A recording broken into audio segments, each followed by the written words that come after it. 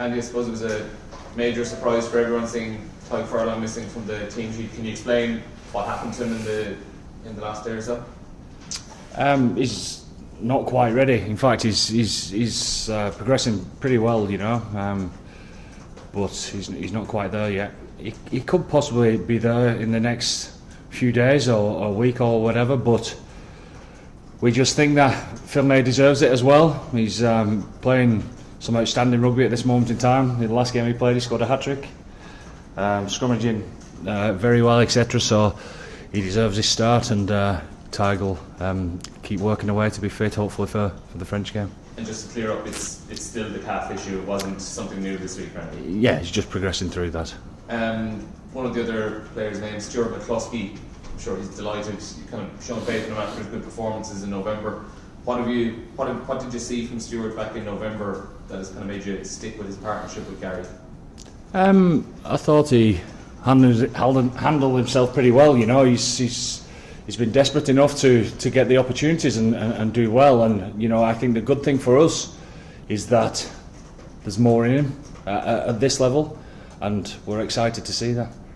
And also as well, I think it's been confirmed in the last while, the roof will be closed on Saturday. How much do you want your players to kind of experience that really raucous Cardiff atmosphere? Yeah, no, it's great. It's great. It's a fantastic stadium, isn't it? You know, we've been there before when it's closed, and there's no atmosphere like it, which is fantastic. So it can only be good for us. You know, we have to agree to whether if they want the roof closed, and we want it closed as well. You know, to sample the atmosphere and keep progressing on our journey.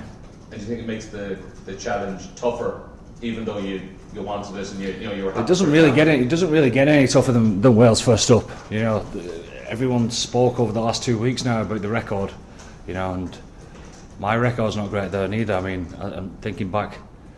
I lost there for Saracens. I actually played a rugby league game there as well, and I lost there as well. So we know that it's a really tough place to go. So, but that's what we want.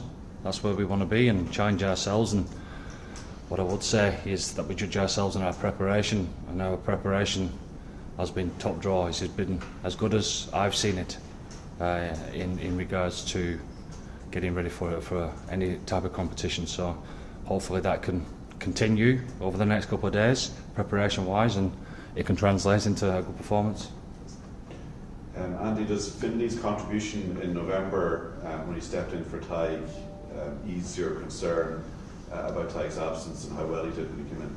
Oh, 100%. Yeah, he's been playing good rugby for a good while now, but coming back from the autumn or any camp that he's been in with us, he's always had that trust from us. He's a massive personality within our squad. You know, he's very popular. You know, and but coming out of the autumn and how that translates going back into Connacht, and his performances since then has been top draw.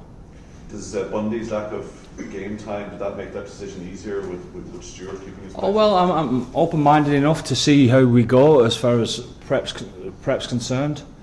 Bundy will make the dressing room feel right, 100% in being there on the bench, and he did that in the autumn as well. Came off the bench and brought a good deal of power and experience onto the field, you know, for later on. So we're expecting more of the same in that regard.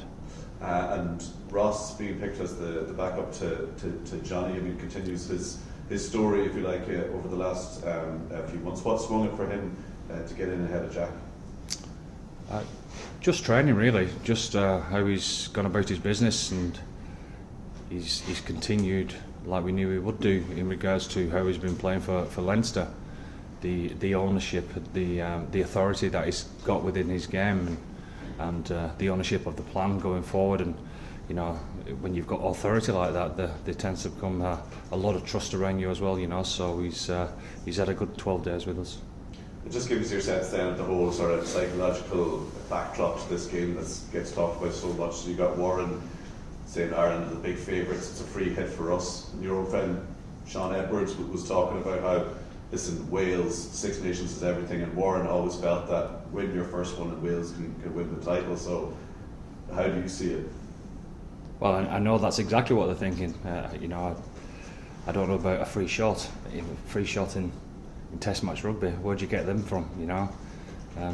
We'd all love to be able to buy one of those, but maybe I'll buy him a free shot after the game.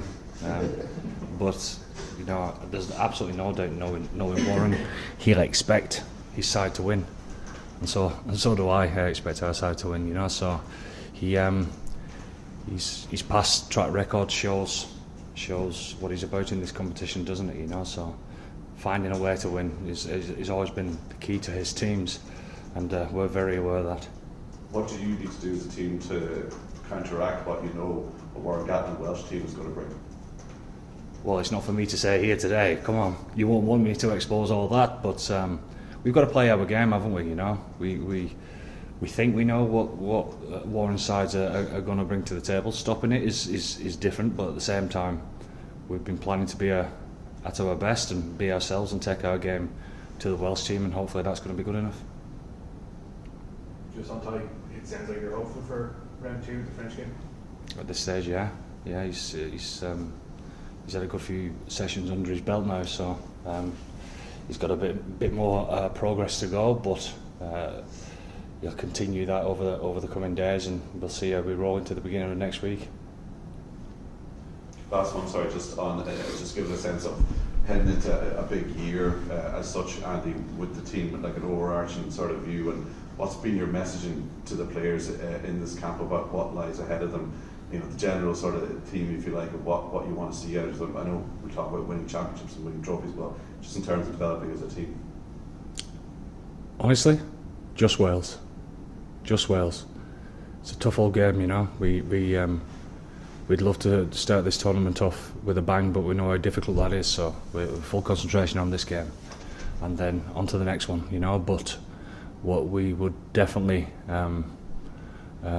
realise as a group, that those guys who get to take the field, the 23 that get to take the field for the first game in the competition, they're the lucky ones. They're in the driving seat, but they also know the competition that's developing behind them and getting ready to take their chance. So there's a good sense of togetherness within the squad, but a good sense of competition for place is where it should be. So again, those lads are in the driving seat, but the other lads are waiting and watching and preparing for a chance, and hopefully they'll be ready to take it if and when needed.